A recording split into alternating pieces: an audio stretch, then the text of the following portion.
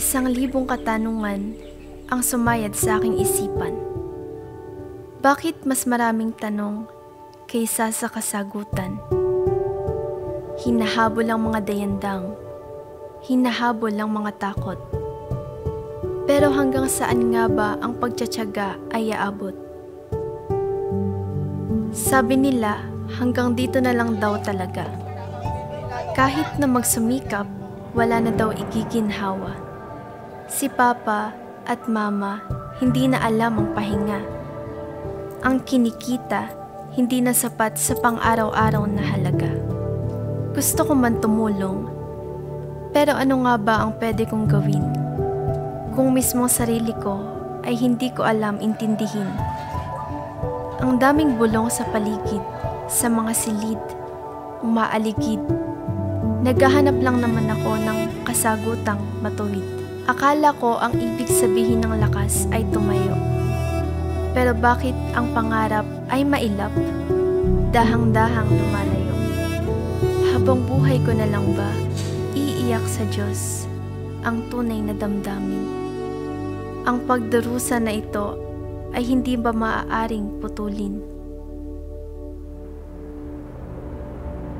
Pero sa dulo ng kadiliman ay may ilaw na kumislap. Hindi inaasahang pag-asa aking nasuliyap. Isang komunidad na umaagos sa pagmamahal. Mga kabataan na namumuhay ng marangal. Nagsimula magbago ang pananaw ko sa buhay. Mga kamay na nag-abot na hindi nagtanong kung bakit. Inuna ang pag-intindi at ang pagmamalasakit. Itinuro nila ako sa Diyos at kumilos ng mahusay. Natanggal ang maskara na isinusuot ko sa araw-araw.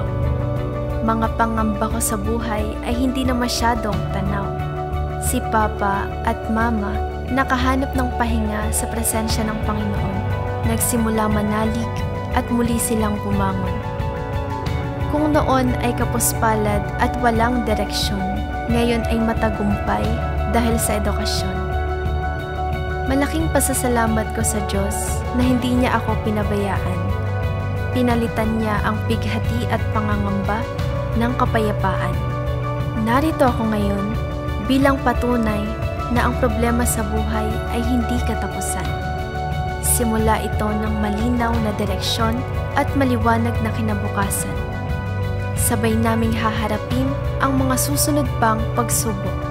Pero ngayon, ang Diyos na ang mananaig sa aming puso.